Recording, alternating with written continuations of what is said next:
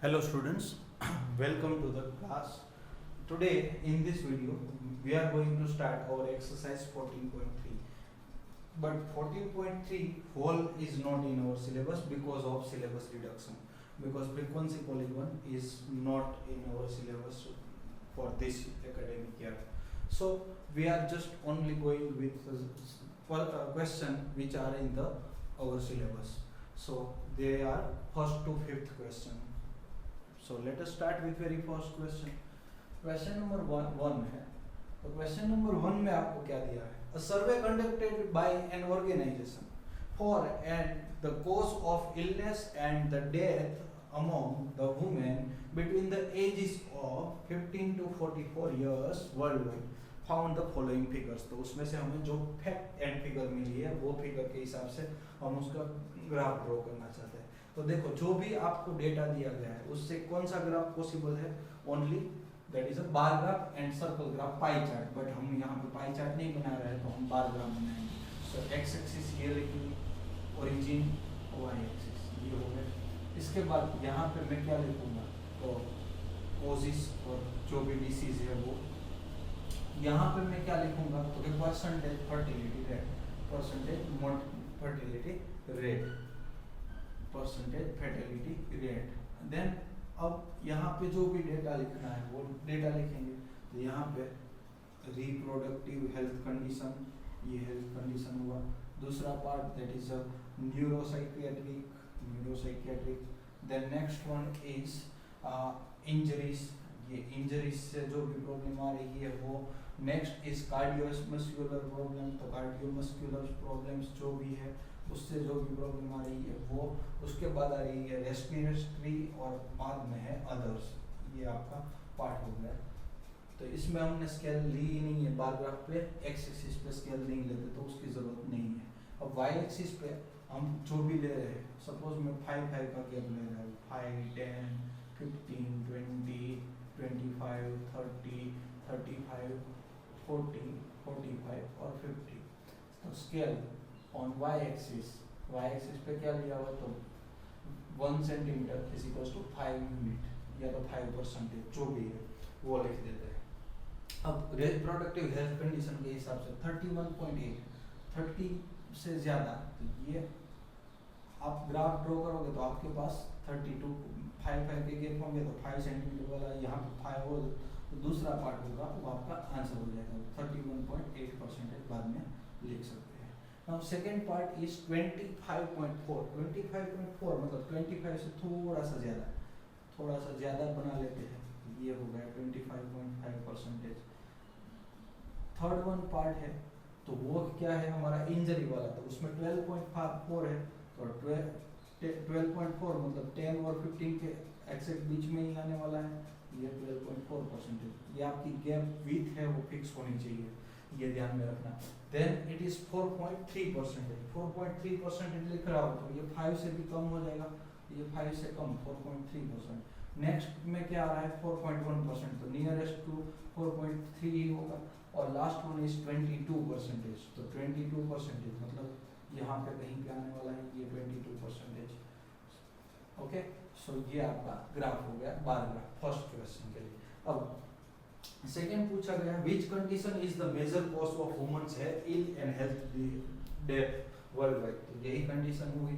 तो सेकेंड का आंसर क्या हो जाएगा? Reproductive health condition. तो ये हमारा फर्स्ट क्वेश्चन हुआ. Now moving to the second question, question number 2. और क्वेश्चन 1 में आपको थर्ड क्वेश्चन जो ट्राई टू फाइंड आउट बोला गया है तो वो आप अपने टीचर से डिस्कस कर सकते हो. नाउ क्वेश्चन नंबर 2 है the following data on the number of girls per 1000 boys in different section of Indian society is given below. तो ये भी आपको किससे रिप्रेजेंट करना पड़ेगा? तो बार ग्राफ से ही रिप्रेजेंट हो जाएगा. बार ग्राफ के लिए यहाँ पे ओरिजिन, ये एक्स एक्सिस, यहाँ पे वाई एक्सिस.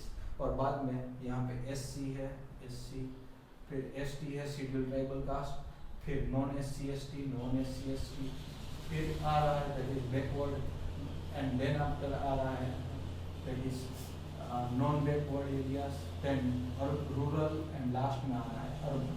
इस तरह से आपका पार्ट आ रहा है. ये एक्स एक्सिस, ये वाई एक्सिस. यहाँ पे आप क्या लिख सकते हो? तो यहाँ पे सेक्शन जो भी दिया गया है वो. और यहाँ पे तो भाई नंबर ऑफ गर्ल्स पर 1000 बॉयज। अब यहाँ पे देखो पहला ही मैं देखो कोई भी पार्ट है वो 900 से कम नहीं है, तो 900 से ही स्टार्ट कर रहा हूँ, तो 0 to 900, तो उसके लिए मैंने जेड लाइन लगा दी क्योंकि बड़ा सेक्शन छोड़ रहे हैं। 900 के बाद यहाँ 910, 920, 930, 940, 950, 960, 970, 980, 990, कुछ इस तरह से आपका पार्ट हो जाएगा। तो यहाँ पे स्केल क्या हो जाएगी, तो वन वाई एक्सिस पे हम क्या स्केल करें, तो 1 centimetre is equal to 10 girls, ये तो 10 गर्ल्स ही है। अब नेक्स्ट एससी में 940 है, तो यहाँ 940 तक जाओगे, यहाँ पे लिख दो 940। नाउ नेक्स्ट एसटी में आप 970 तक जाओगे, तो यहाँ पे ये पार्ट है, ये 970 और ये विड्थ सेम होनी चाहिए 970।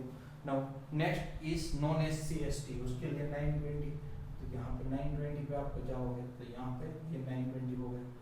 नेक्स्ट इज 950, तो 950 तक जाओगे, तो ये 950 हो गया 950। देन नेक्स्ट इज 920, तो 920 अगेन नॉन बैकवर्ड वाला पार्ट ये, बट ये सब की विड्थ है ब्रेथ जिसको बोलते हैं वो सेम होनी चाहिए। देन आफ्टर आ रहा है 930, तो ये 930 और लास्ट में आ रहा है 910, तो ये 910 सॉरी ये 900 है 910, तो ये 910, तो ये आपका ग्राफ हो गया। अब इस ग्राफ के हिसाब से आपको पहला क्वेश्चन यही पूछा था, इंफॉर्मेशन को बार ग्राफ से दिखाओ, तो ये बार ग्राफ से दिखा दिया। नाउ सेकंड उसमें पूछा in classroom discuss what conclusion can be arrived at the graph, तो कौन सा कंक्लूजन हो रहा है, शेड्यूल्ड ट्राइबल कास्ट में सबसे ज्यादा गर्ल्स होती है कंपेयर टू बॉयज। बाकी वैसे भी बॉयज की कंपैरिजन में गर्ल्स वहां पे भी ज्यादा तो नहीं है, बट फिर भी अगर हम कंपैरिजन करते हैं तो कंपैरेटिवली बाकी सब ट्राइबल कास्ट या तो अर्बन रूरल पीपल से देखो तो शेड्यूल्ड ट्राइबल कास्ट में गर्ल्स शायद ज्यादा होते हैं। Now moving to the third question है, तो given below are the seats won by the different parties in the following outcome of a state assembly election. State assembly election में किस party को कितनी सीट मिल रही है वो आपको दिया गया और उसको हमें बार ग्राफ से दिखाना। तो यहाँ ओरिजिन, ये एक्स एक्सिस और यहाँ पे वाई एक्सिस, ये हो गया पार्टी और यहाँ पे सीट्स। अब सीट्स में यहाँ पे मैं 10-10 का गैप ले रहा हूँ, 10, 20, 30, 40, 50 और 60, मैक्सिमम आई थिंक 60 तक ही है, 75 है तो 670 और यहाँ पे फिर से 80, यहाँ तक मैं देता हूँ और स्केल भी लिख लेता हूँ ऑन वाई एक्सिस पे क्या लिया हुआ तो 1 centimetre is equal to 10 seats, ये आपका स्केल हो गया। Now moving to the next part, next part में क्या है, तो यहाँ पे पार्टी कौन कौन सी है, A B C D E और एफ, इस तरह से आपके पास पार्टी है, सबका गैप सेम होना चाहिए। मेरे पास अभी सेम गैप नहीं है। फर्स्ट पार्टी को 75, मतलब आप यहाँ से यहाँ तक का ग्राफ ड्रॉ करें। बी पार्टी के लिए 55, बी 55 मतलब यहाँ दोनों के बीच में ये वाला पार्ट हो जाएगा 55। देन नेक्स्ट वन 37, सी के लिए 37 तो 40 से ज़्यादा नज़दीकी होगा ये 37। देन नेक्स्ट इज 29, तो 30 से ज़्यादा नज़दीक पर 30 से कम ये 29 और यहाँ पे 10 सीट्स है ई के लिए और लास्ट में 37 सीट्स, तो यहाँ पे 37 सीट्स कुछ इस तरह से, यहाँ 37 लिख दो, यहाँ 10 सीट्स लिख दो, यहाँ 29 लिख दो, यहाँ पे है 37 और यहाँ 55 और ये 75, तो ये आपका ग्राफ हो गया। और उसमें पूछा है विच political party won the maximum number of seats, तो कौन सी पॉलिटिकल पार्टी को मैक्सिमम नंबर ऑफ सीट्स मिली है, तो फिर इसमें से पता चल जाता है तो भाई 75 वाला है वही मैक्सिमम वाला कहलाएगा, तो वो कौन है, तो भाई ए पार्टी। तो लास्ट में क्वेश्चन में लिख सकते हो A party has won the maximum number of seats. Now moving to the next question, question number 4 में ये है the length of 40 leaves of the plants are measured correct it to 1 millimeter। अब 1 millimetre की correctness से हमने leaf को major किया हुआ है। अब ये लीफ को मेजर करने के बाद and the obtain data is represented in the following table, तो फॉलोइंग टेबल में हमें डेटा दिया गया है। अब ये डेटा को जो भी दिया गया है वो देखो, डेटा को मुझे करेक्ट करना पड़ेगा। क्यों करेक्ट करना पड़ेगा, क्योंकि ये इंक्लूसिव डिस्ट्रीब्यूशन टेबल है, इसलिए मैंने ये पोर्शन फिर से करवा रहा हूँ। देन क्वेश्चन नंबर ये आपका हो जाएगा फोर्थ वन, लेंथ और नंबर ऑफ लीव्स। तो नंबर ऑफ लीव्स यहाँ पे मैं करेक्टेड और इन एक्सक्लूसिव लिख देता हूँ, फिर बाद में यहाँ पे लीव्स लिखूंगा। ये नंबर ऑफ लीव्स मतलब फ्रीक्वेंसी हो गया, नंबर ऑफ लीव्स मतलब फ्रीक्वेंसी है। अब पहला है 118 टू 126, 126, फिर 127 टू 135, 135 टू 144, सॉरी 136 टू 144 है, 145 टू 153 है, 154 टू 162 है, 163 टू 171 है और 172 टू 180। इस तरह से आपके पास डेटा दिया गया है। और नंबर ऑफ लीव्स इसमें 3, 5, 9, 3, 5 और 9। देन नेक्स्ट है 12, 5 और 2, 12, 5, 4 एंड 2। इस तरह से आपके पास नंबर ऑफ लीव्स है। तो पहले देखो यहाँ 126, तो 126.5 वाला कहाँ जाएगा, और या तो आप हिस्टोग्राम ड्रॉ करोगे तो बीच में थोड़ी सी स्पेस बचेगी, तो ये स्पेस नहीं बचनी चाहिए, इसलिए हम ये ग्राफ ड्रॉ कर रहे हैं। और दूसरा उसमें क्वेश्चन पूछा गया है, is there any suitable graphical representation of same data, तो उसमें सेकंड क्वेश्चन में आंसर हो जाएगा फ्रीक्वेंसी पॉलीगॉन। क्यों, दूसरे फ्रीक्वेंसी पॉलीगॉन से यही डेटा को रिप्रेजेंट कर सकते हो। Third one, is it correct conclude that the maximum number of leaves are 153 mm long, तो देखो यहाँ पे 12 है, बट इसका मतलब ये थोड़ी ना हुआ फिर 153 मीटर में mm लॉन्ग वाले ही ज्यादा होंगे, इसके बीच वाले कोई भी हो सकते हैं। इसमें देखो 145 वाला भी हो सकता है, 146 भी हो सकता है, 147 वाले ज्यादा हो सकते हैं, 155, तो ये कोई भी ज्यादा हो सकते हैं, और 12 के 12 ही हो ऐसा जरूरी नहीं। और यहाँ पे ऐसा भी हो सकता है 162 है तो 5 के 5 162 वाले भी हो सकते हैं, मतलब पॉसिबल है, बट एग्जैक्ट वही है वही हम नहीं बोल सकते। तो इसको पहले मैं करेक्ट फॉर्म में लिख देता हूँ। तो करेक्ट फॉर्म के लिए पहले स्टैंडर्ड डेविएशन फाइंड करना पड़ेगा। तो डेविएशन मतलब मैंने आपको बताया था क्या, तो कि इन दोनों के बीच का डिफरेंस, फर्स्ट क्लास का अपर लिमिट और दूसरे क्लास का लोअर लिमिट, इन दोनों के बीच का डिफरेंस डिवाइड बाई 2, तो 1/2 मतलब आंसर आया 0.5। तो ये 0.5 हमें क्या करना पड़ेगा, लोअर लिमिट में से माइनस करना है, अपर लिमिट में प्लस करना है। तो वैल्यू में कहीं भी चेंज नहीं हो रहा है, तो यहाँ पे हो जाएगा 117.5 और ये 126.5। अब ये इसमें से माइनस करोगे तो 126.5 और 135.5। सिमिलरली यहाँ पे 135.5, 144.5, सिमिलरली 144.5, 153.5, 153.5 और 162.5, 162.5, 171.5, 171.5 और 180.5। इसमें डिफरेंस 8 का था, यहाँ पे डिफरेंस 9 का हो गया, तो ये हम 9 का गैप लेके ही हम उसको ड्रॉ करेंगे। तो ये आपका ग्राफ पे पहले आपको ओरिजिन लिखना है, यहाँ पे एक्स एक्सिस, यहाँ वाई एक्सिस, फिर यहाँ पे जेड लाइन हो जाएगी। अब जेड लाइन के बाद स्टार्टिंग कहाँ से कर सकते हो, 117.5 से कर सकते हो। देन 9 का गैप ले रहा हूँ, 126.5, 135.5, 144.5, 153.5, 162.5, 171.5 एंड 180.5। तो ये आपने गैप इसमें से ही देख के लिया है, तो अपर क्लास लिमिट लिख सकते हो। Done. Now moving to the next part, that is scale. तो स्केल में क्या हो जाएगा, एक्स एक्सिस पे हमने क्या स्केल ली, तो 1 centimetre is equals to 9 unit. Centimetre में है तो सेंटीमीटर, मीटर में है तो मीटर, तो ये लेंथ है। और यहाँ पे नंबर ऑफ लीव्स है। नंबर ऑफ लीव्स में मैक्सिमम 12 तक जाना है, तो 12 तक तो हम डायरेक्टली भी जा सकते हैं, इसीलिए मैं यहाँ पे जेड लाइन नहीं ले रहा हूँ, ना ही स्केल ले रहा हूँ। तो 7, 8, 9, 10, 11 और 12 ये हो गया। अब 117.5 to 126.5 ये वाला पोर्शन में 3 है, आपको यहाँ पे ये 3 तक जाने देना है। नाउ ये सब में इक्वल गैप ही है तो कोई प्रॉब्लम ही नहीं है, अदरवाइज वो भी आपको करना पड़ता है सेम करने के लिए, यहाँ 3 यहाँ 5। देन नेक्स्ट इज 9, तो 9 तक जाने देना है, तो यहाँ पे ये 9 तक, और ये विड्थ सेम होनी चाहिए। देन नेक्स्ट इज 12, तो 12 तक जाना है, ये 12। देन नेक्स्ट इज 5, यहाँ 5 तक जाना है, ये 5। और नेक्स्ट इज 4, तो यहाँ 4 तक जाना है, ये 4। और लास्ट में 2 तक जाना है, तो ये 2 हो गया। अब इसका ही फ्रीक्वेंसी पॉलीगॉन होता तो एक आगे और एक पीछे करके बाद में मिडल पॉइंट सबको ज्वाइन कर देते। सो this is our question number 4।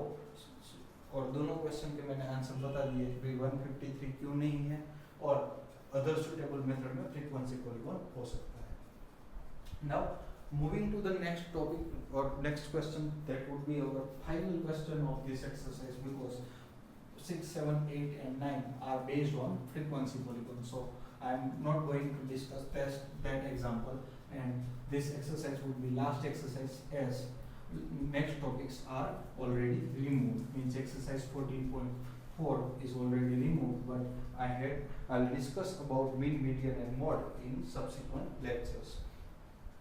Question number 5 में आपको the following tables gives the lifetime of 400 neon lamps. 400 neon lamps दिया है और एक्सक्लूसिव फ्रीक्वेंसी डिस्ट्रीब्यूशन टेबल है, मतलब 400 फर्स्ट में नहीं काउंट किया जाएगा, सेकंड में 500 नहीं, थर्ड में 600 लाइकवाइज। तो इसको आपको किस में रिप्रेजेंट करना है, तो हिस्टोग्राम में। और how many lamps have life time of more than 700, 700 से ज्यादा वाले कितने होंगे वो देखना है।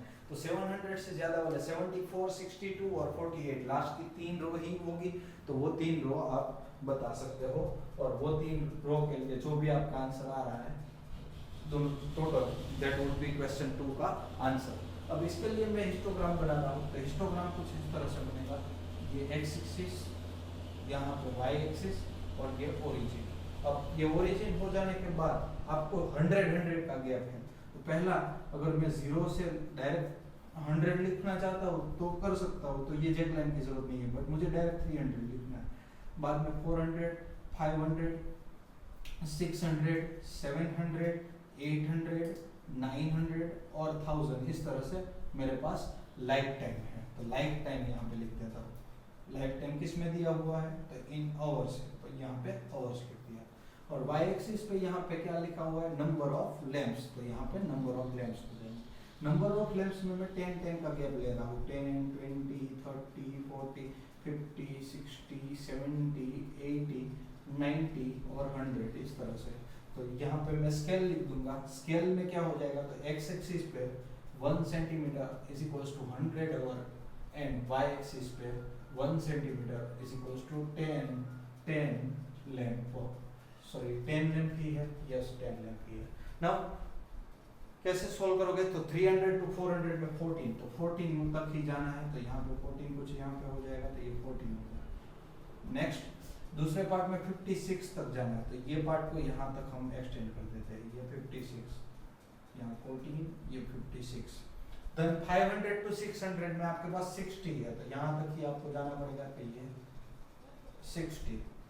देन 600 से 700 में आपके पास 86 लैंप्स है, तो 86 लैंप्स के लिए यहाँ तक जाना पड़ेगा, सॉरी ये विड्थ सबकी सेम होनी चाहिए, ये 86। नाउ नेक्स्ट इज 700 to 84, 74 तक जाना है, तो यहाँ पे 74 लिख सकते हो। देन 62, तो यहाँ पे 62 तक जाओगे, ये 62 हो गया। और लास्ट वन है 48 तक, यहाँ पे जाना पड़ेगा 48, तो ये आपको पता होना चाहिए। So this is our question number 5 and this will be our last question of this exercise as syllabus is reduced to this particular topic. Now if you have any doubt related to any of the topics that I have explained, please ask in the comment box or contact me for in my number. Thank you everyone for listening me and thank you for studying with me. If you have any suggestion as well as doubts, then you can ask in the comment box. Please watch, share and subscribe my channel so I can make more videos. Thank you everyone.